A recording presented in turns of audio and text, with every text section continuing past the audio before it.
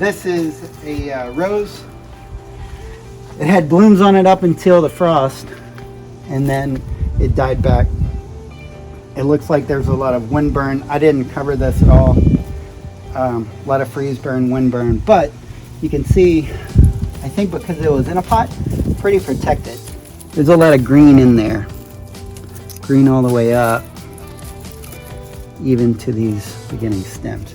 This is a drift rose, so it tends to be small and compact. Will lay over.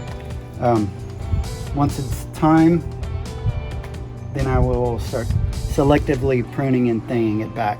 But it looks like both of these roses would be in good shape.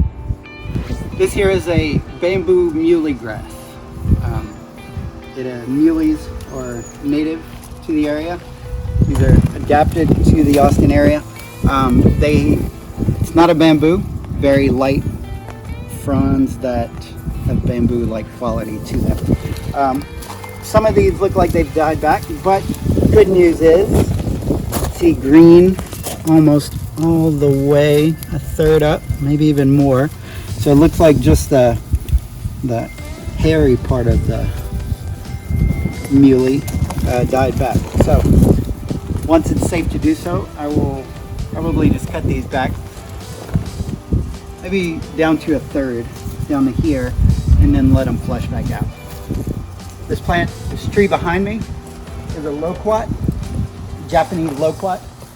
You can see it has some black leaves from freeze damage, some fruit. Obviously those got frozen and toasty. But then we also have some greens on it as well. So again, I'm going to scrape. Oh, we got green, that's good. This is facing due north, no protection on it. And this is a semi-tropical, and it looks like it survived. So that's good. Happy to know that, and I'm sure it is too.